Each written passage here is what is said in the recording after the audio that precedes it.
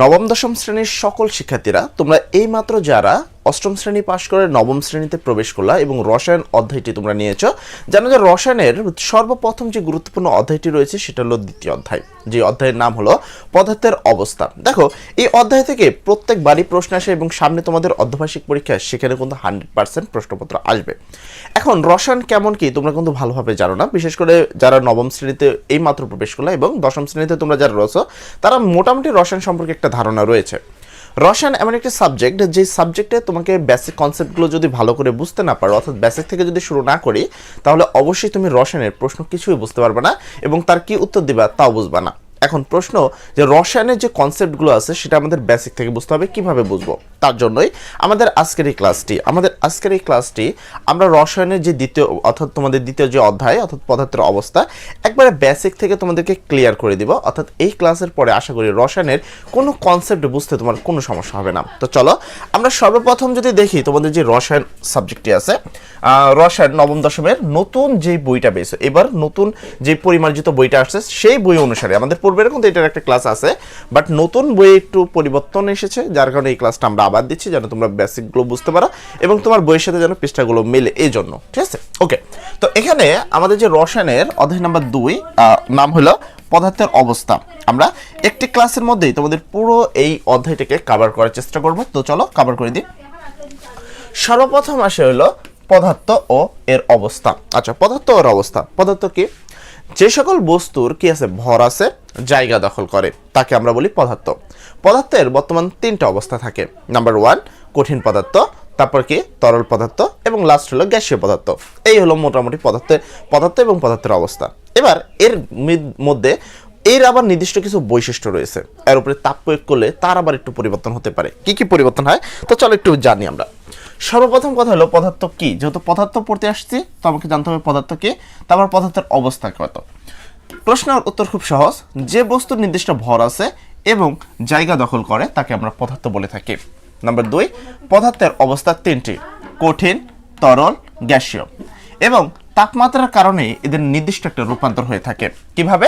আমরা দেখো এই জিনিসটাকে আমরা বুঝি, একটা কঠিন পদার্থ যা খুবই কাছাকাছি অবস্থান করে। ঠিক আছে, তো কঠিন পদার্থের মধ্যে আমরা যেমন দেখাইতে পারি ইট আমাদের একটা কঠিন পদার্থ। কঠিন পদার্থের নির্দিষ্ট কিছু বৈশিষ্ট্য আছে। কঠিন পদার্থের নির্দিষ্ট কি কি বৈশিষ্ট্য? নাম্বার 1 কঠিন পদার্থ কাকে বলে? যার নির্দিষ্ট ভর আছে, জায়গা দখল করে এবং নির্দিষ্ট আকার আছে। কেননা ইটের যেই আকার সেই আকারটা কিন্তু তার নির্দিষ্ট। তাহলে কঠিন পদার্থ কাকে বলে? যে পদার্থের তোমার কি নির্দিষ্ট, যে পদার্থ নির্দিষ্ট, অথবা যে বস্তু বলতে পারি, যে বস্তু নির্দিষ্ট ভর আছে, জায়গা দখল করে এবং নির্দিষ্ট আকার আছে, তাকে আমরা কঠিন পদার্থ বলি। তাহলে আমরা কিন্তু এটা লিখে নিব। ঠিক আছে, কঠিন পদার্থের কি করে? এর ভর আছে, কঠিন পদার্থের ভর আছে, এই জায়গা দখল করে। কারণ এই যদি জায়গা দখল না করে মানে তাহলে তো হবে না, অবশ্যই কঠিন পদার্থ যেই জায়গায় রাখবা সেই জায়গাটা কি করে? জায়গা দখল করে। ঠিক আছে, দখল করে। নাম্বার 3 নাম্বার হলো নির্দিষ্ট আকার আছে, এর নির্দিষ্ট আকার আছে। তো একে বলা হয় কঠিন পদার্থ। তাহলে কঠিন পদার্থ যার ভর আছে, জায়গা দখল করে এবং নির্দিষ্ট আকার আছে, তাকে আমরা কঠিন পদার্থ বলে থাকি। এখন কঠিন পদার্থের আরো কিছু বৈশিষ্ট্য আছে, শুধু যে এই বৈশিষ্ট্য তা কিন্তু নয়। এখন কঠিন পদার্থ দেখো এরা কিন্তু খুব কাছে অবস্থান করতেছে, খুব কাছে। তার মধ্যে এদের আন্তঃআণবিক যেই মাঝখানে যে দূরত্ব, এদের মাধ্যমে যে দূরত্ব, সেই দূরত্বটা কম। মনে রাখবা যে যাদের মধ্যে দূরত্ব যত বেশি তার আকর্ষণ তত কম, যার দূরত্ব যত কম তার আকর্ষণ তত বেশি। ঠিক আছে, তো এটাকে আমরা বলি আন্তঃআণবিক আকর্ষণ শক্তি। এটা বোঝার জন্য তোমরা এরকম দেখতে পারো যে দেখবা আমরা যার সাথে থাকি তার উপরে একটা অন্য রকমের মায়া জন্মায়, কিন্তু যার থেকে আমরা একটু দূরে থাকি তারপরে কিন্তু আস্তে আস্তে মায়াটা কিন্তু কমতে থাকে। এই কাজটা কিন্তু কঠিন পদার্থের ক্ষেত্রে হয়ে থাকে। কঠিন তরল যাই হোক না কেন এরা খুব কাছাকাছি থাকে। কঠিন পদার্থ কি থাকে? কাছাকাছি কাঁপতে থাকে। ঠিক আছে, কাছাকাছি কাঁপতে থাকে। আছে কাঁপতে আমরা এখানে কম্পমান বলি। আচ্ছা, কম্পমান হয়, কাছাকাছি কম্পমান হয়, মানে কাঁপতে থাকে আর কি, সেটাকে কম্পমান মানে লড়াচড়া করে, সেটা কম্পমান বলা হয়ে থাকে। এবং এদের মাঝখানে যেহেতু দূরত্ব অনেক কম, এই কঠিন পদার্থের মাঝখানে দেখো দূরত্ব কিন্তু নাই, তো দূরত্ব কম, এদের মাঝখানে হলো দূরত্ব কম। দূরত্ব কম, ফলে এদের মাঝখানে যেহেতু দূরত্ব কম, তার ফলে কি এদের মধ্যে আকর্ষণ শক্তি বেশি। আমি যেমনটা বললাম যে যাদের মাঝখানে তোমার কি আছে, আকর্ষণ কম, মানে একবারে দূরত্ব কম, একবারে কাছাকাছি লেগে আছে, তাদের মধ্যে আকর্ষণ কিন্তু বেশি।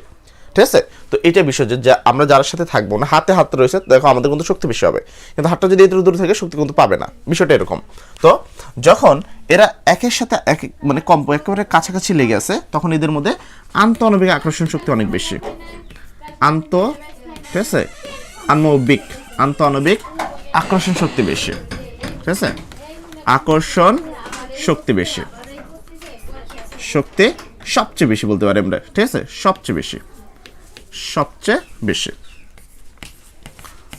বেশি। তাহলে এদের মধ্যে দূরত্ব কম, ফলে আন্তঃআণবিক আকর্ষণ শক্তি কি সবচেয়ে বেশি।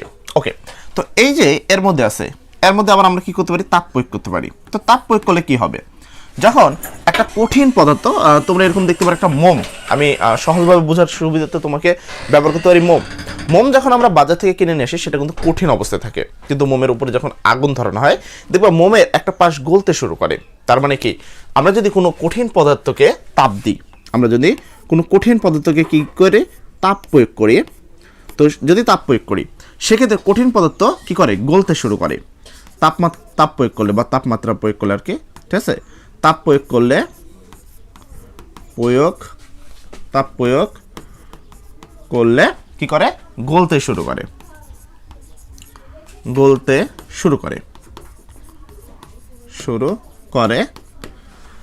গিয়ে পরিণত হয়ে যায় পানিতে, মানে তরলে পরিণত হয়।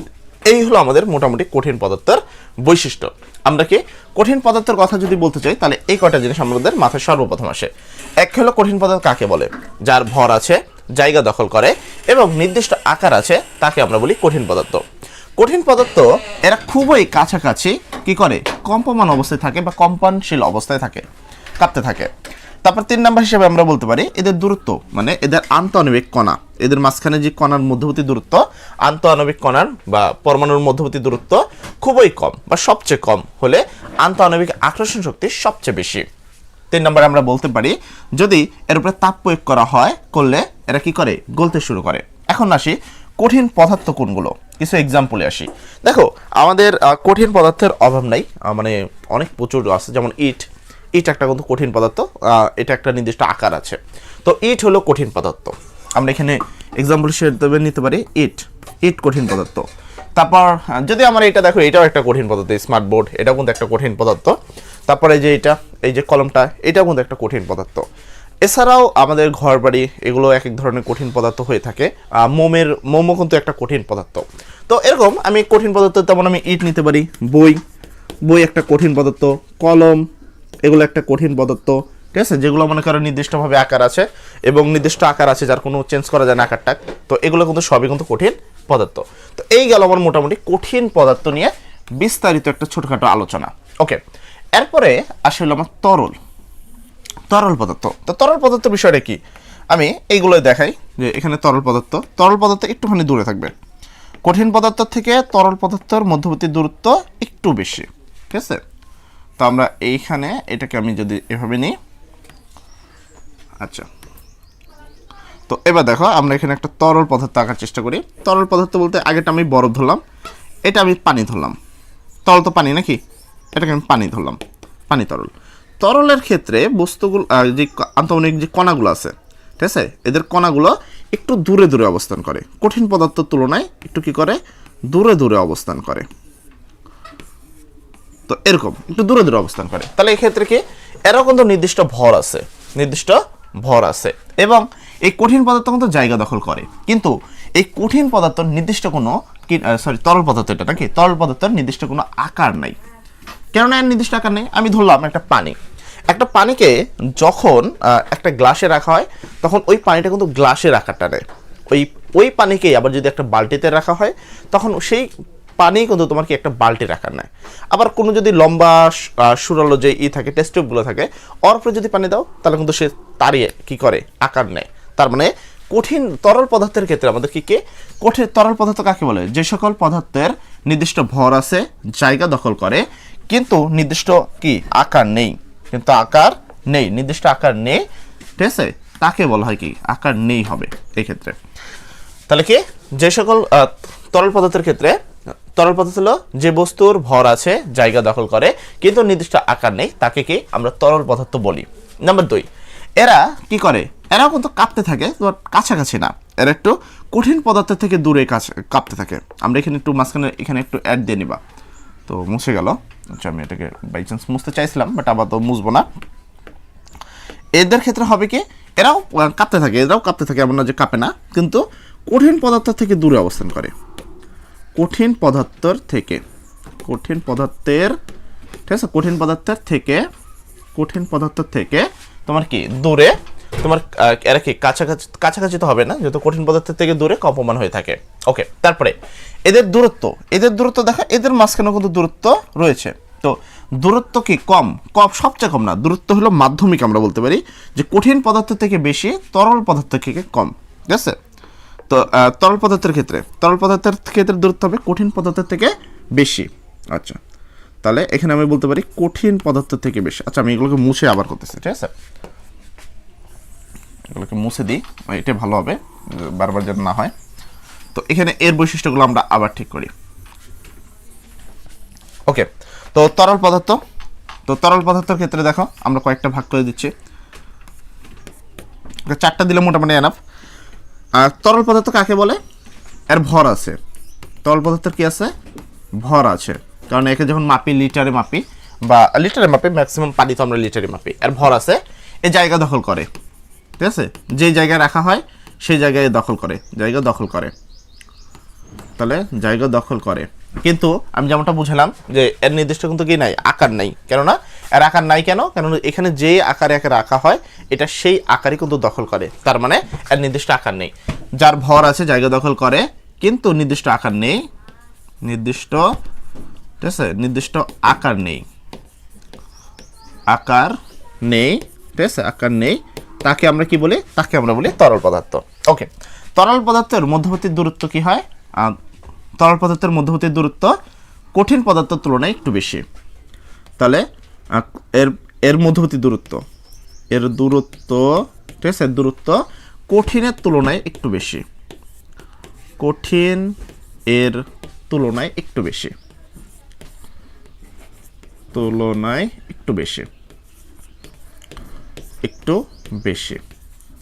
ঠিক আছে, কঠিনের তুলনায় একটু বেশি। আচ্ছা, যেমন আমি বুঝালাম যে এরা যত কাছাকাছি থাকবে এদের আকর্ষণ তত বাড়বে। যেমন কঠিন পদার্থের ক্ষেত্রে খুব কাছাকাছি ছিল, এর ফলে কি এদের আকর্ষণ প্রচুর পরিমাণে বৃদ্ধি পেয়েছিল, কিন্তু তরল পদার্থের ক্ষেত্রে দূরত্ব কি কঠিনের তুলনায় একটু বেশি হয়ে গেছে, আর দূরত্ব যদি একটু বেড়ে যায় তার মানে আকর্ষণ একটু কিন্তু কমে যাবে।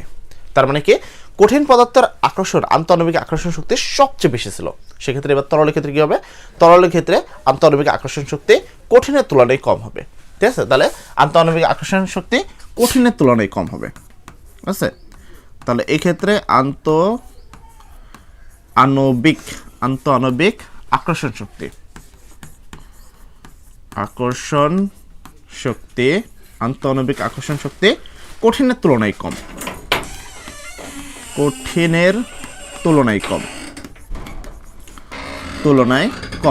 ঠিক আছে, কঠিনের তুলনায় কম হবে। এখন তোমাদের মাঝে কিন্তু একটা প্রশ্ন মনে হতে পারে যে এই যে আন্তঃআণবিক আকর্ষণ শক্তি বলতেছে বারবার, ভাইয়া এটা যে বারবার বলতেছেন আসলে এটা কি, আমি তো এটাই বুঝতে পারতেছি না। হ্যাঁ, এটা বোঝার জন্য একটু সুবিধার জন্য তোমাদের বলি, দেখো এখানে কিন্তু কণা রয়েছে, তাই না, বিভিন্ন ক্ষুদ্র ক্ষুদ্র কণার সমন্বয়েই তো তোমার তরল পদার্থ তৈরি হয়। এই তরল পদার্থ বা কঠিন পদার্থ যেই পদার্থই হোক না কেন, এই কণা দুইটার মাঝখানে একটা আকর্ষণ আছে, যার ফলে এরা ছড়িয়ে ছিটে যাচ্ছে না, এরা এদের সাথে কাছাকাছি আছে। তো এই যে এদের যে নিজেদের কাছে থাকার যে একটা প্রবণতা, একটা আকর্ষণ শক্তির কারণেই কিন্তু এরা নিজেদের কাছে থাকতে পারে, যাকেই বলা হয় আন্তঃআণবিক আকর্ষণ শক্তি বলা হয়ে থাকে, যা হলো কি কঠিনের তুলনায় একটু কম। ওকে, আমরা যদি এখানে এক্সাম্পল নিতে চাই, তাপ প্রয়োগের ক্ষেত্রে এখানে সেম, যদি আমরা এখানে তাপমাত্রা প্রয়োগ করি, তো তাপ প্রয়োগ করলে কি হবে, আশা করি এতটুকু তোমাদের জানাই আছে। যখন সাপোজ একটা পানির উপরে তুমি তাপ প্রয়োগ করলা, পানির উপরে তাপ প্রয়োগ করলা, তো পানির উপরে তাপ প্রয়োগ করলে দেখবা এটা বাষ্প, তুমি যদি কি তরল পদার্থের উপরে তাপ প্রয়োগ করো, তা বাষ্প আকারে কি হয়, বায়ুমণ্ডলে মিশে যায়। তাহলে তাপ প্রয়োগ করলে কি বাষ্পে বা গ্যাসে পরিণত হয়,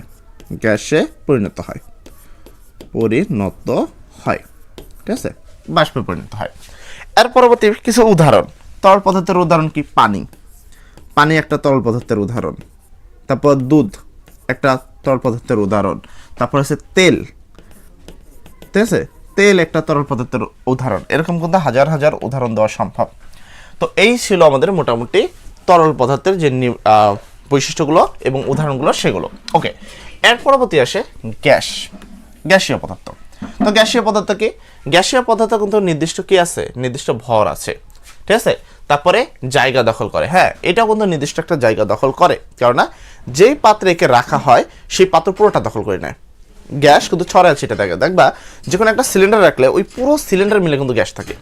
আবার আমি যদি ঘরে যদি স্প্রে করি, দেখবো আমার পুরো ঘর কিন্তু স্প্রে মানে একটা সুগন্ধ হয়ে যাবে। তার মানে কি গ্যাস কিন্তু ছড়িয়ে ছিটে থাকে, ঠিক আছে। তাহলে এক্ষেত্রে এটাও ঠিক আছে যে যার কি আছে, নির্দিষ্ট ভর আছে, জায়গা দখল করে এবং কি নির্দিষ্ট আকার নেই, তাকেও আমরা কি বলতে পারি, তাকে আমরা গ্যাসীয় পদার্থ বলতে পারি। এবার অনেকের মাথায় একটা প্রশ্ন আসতে পারে, ভাইয়া তরল আর গ্যাসটা একই হয়ে গেল না, তাহলে আলাদা কি? ওকে, আলাদা আমি বলতেছি। তো তার আগে আমি এটাকে ক্লিয়ার করি। তো এখানে যে তরল পদার্থগুলো আমরা আঁকি, মানে গ্যাস যেগুলো গ্যাসীয় পদার্থ, তো গ্যাসীয় পদার্থগুলোর যেই আন্তঃআণবিক কণা তা ছড়িয়ে ছিটে থাকে এদের মধ্যবর্তী। এবার আসে যে এদের যে আন্তঃআণবিক এদের কঠিন দূরত্ব, এদের দূরত্ব সবচেয়ে বেশি, এদের দূরত্ব হলো সবচেয়ে বেশি। তো আমি যদি এখানে বলি যে তরল পদার্থ যে আছে অর্থাৎ গ্যাস পদার্থ যে আছে, গ্যাসীয় পদার্থ, এদের মধ্যবর্তী দূরত্ব সবচেয়ে বেশি, এদের মধ্যবর্তী দূরত্ব, এদের মধ্যবর্তী দূরত্ব সবচেয়ে বেশি, সবচেয়ে বেশি, এদের মধ্যবর্তী দূরত্ব সবচেয়ে বেশি। ওকে, এর পরবর্তী কি? এরপরে আন্তঃআণবিক আকর্ষণ। যেহেতু এদের মধ্যবর্তী দূরত্ব সবচেয়ে বেশি, তার মানে এদের আকর্ষণ কি? আমি যেমনটা বললাম যে দূরত্বের সাথে আকর্ষণের মিটার আছে, যে যত কাছাকাছি থাকবে তার দূরত্ব, তার আকর্ষণ তত বেশি, যে একটু দূরে থাকবে তার আকর্ষণ আরও কম। এবার তোমার যদি এইটার কথা বলি যে যদি দূরত্ব যদি সবচেয়ে বেশি হয়, ধরো দূরত্ব নাই, প্রায় নাই বললে চলে, নগণ্য বলা হয়, যে এদের মধ্যবর্তী দূরত্ব অনেক বেশি, সেক্ষেত্রে এদের আকর্ষণ কি? আকর্ষণ খুবই কম, খুবই স্বল্প পরিমাণ আকর্ষণ। তার মানে এখানে উত্তর হবে কি আন্তঃআণবিক আকর্ষণ শক্তি সবচেয়ে কম বা নাই বললেই চলে, ঠিক আছে। আণবিক আকর্ষণ শক্তি নগণ্য বা সবচেয়ে কম, আমরা যেভাবে বলতে পারি, যে কোনো একভাবে বললেই হবে। আন্তঃআণবিক আকর্ষণ শক্তি সবচেয়ে কম, সবচেয়ে কম, বুঝছেন? ওকে, তারপরে কি? তাপ প্রয়োগ করলে, এখন গ্যাসে যদি তাপ প্রয়োগ করো তাহলে তো ওটা ভ্যানিশ হয়ে যাবে, তাই না? কারণ গ্যাসের উপরে তো আর তাপ প্রয়োগ করলে ওটা থাকবে না, তাহলে তাপ প্রয়োগ করলে কি বিস্ফোরণ হবে, এরকম কিছু। আর গ্যাসের যে উদাহরণগুলো আছে, গ্যাসের উদাহরণ হিসেবে তুমি যে কোনো গ্যাস উদাহরণ নিতে পারো, যেমন হলো তোমার কি মিথেন, ঠিক আছে, মিথেন গ্যাস যার দ্বারা আমরা রান্না বাড়া করি, তোমার CH4 মিথেন, তারপর হলো তোমার বিউটেন। তো এগুলো তুমি নিতে পারো। অ্যামোনিয়া গ্যাস আমরা ইউজ করতে পারি, ঠিক আছে। কার্বন ডাই অক্সাইড মানে অক্সিজেন, ওজোন স্থল লিখে বলেছি, দেখো অক্সিজেন, তারপর কার্বন ডাই অক্সাইড, এগুলো সবই কি গ্যাস। তো এই হলো আমাদের মোটামুটি 3টা পদার্থ এবং 3টা পদার্থর বৈশিষ্ট্য। আশা করি এই 3টা পদার্থ কি, এই 3টা পদার্থ মানে বৈশিষ্ট্য কি কি, এগুলো তোমরা বুঝতে পারছো। এর পরবর্তী টপিক আসে একটা শিক্ষার্থী বর্তমান যারা রয়েছে তাদের জন্য আমার রয়েছে রসায়ন বেসিক টু প্রো কোর্স, যে কোর্সের বর্তমান প্রাইস মাত্র 510 টাকা। এই 510 টাকার মধ্যে একেবারে পাক্কা 2 বছর, যারা 10ম শ্রেণীতে তাদের 1 বছর, ঠিক আছে, আর যারা তোমার হলো 9ম শ্রেণীতে তাদের 2 বছর। এই পুরো সময়টা থাকতে পারবা আমাদের সাথে, আমাদের প্রিমিয়াম কোর্সে। প্রত্যেকটা টপিক করানো হবে, প্রত্যেকটা বোর্ড প্রশ্ন করানো হবে। ইতিমধ্যেই কিন্তু আমাদের বেসিক টু প্রো কোর্সে কিন্তু ক্লাস শুরু হয়ে গেছে। তোমরা যারা জয়েন করতে চাও তারা এই ভিডিওর ডেসক্রিপশনে দেখো, অবশ্যই আমাদের কোর্স লিঙ্ক দেওয়া রয়েছে। সেই জায়গা থেকে খুব সহজেই তোমরা আমাদের এই কোর্সে যুক্ত হয়ে সম্পূর্ণ প্রিমিয়াম ভার্সনগুলো নিতে পারো, যেখানে তুমি অবশ্যই গ্যারান্টি দিচ্ছে তোমাদের 25 মার্ক তো প্র্যাকটিক্যালের, আর বাকি 75-এর মধ্যে আমাদের টার্গেট থাকবে 72 মার্ক অর্জন করা। MCQ CQ যাবতীয় যা যা লাগে সব কিছু শিখিয়ে দিব আমরা বেসিক টু প্রো এই কোর্সটিতে। তো যারা জয়েন করতে চাও এই ভিডিও ডেসক্রিপশন থেকে সরাসরি জয়েন করতে পারো, অথবা এই ভিডিও ডেসক্রিপশনে আমাদের নাম্বার দেওয়া রয়েছে, আমাদের সাথে কথা বলে যদি তোমার ভালো লাগে সেক্ষেত্রে এই কোর্সটাতে ভর্তি হতে পারো। ইতিমধ্যে এই কোর্সটাতে প্রায় 1500+ শিক্ষার্থী ভর্তি হয়েছে, তাই আশা করি করি। আর আরেকটা বিষয় হলো কোর্স যদি ভালো না থাকে বা ভালো না লাগে তোমার, সেক্ষেত্রে আমরা কোর্স ফি দিব রিটার্ন তোমাকে। তাই অবশ্যই এখানে দেখবে যে বেসিকের টু প্রো কোর্সের ডিসক্রিপশনে সব কিছু লেখা আছে, বিস্তারিত সব কিছু পড়ে তুমি কিন্তু এই কোর্সটিতে যুক্ত হয়ে যেতে পারো। তো যারা এখন পর্যন্ত যুক্ত হও নাই তাড়াতাড়ি যুক্ত হয়ে যাও।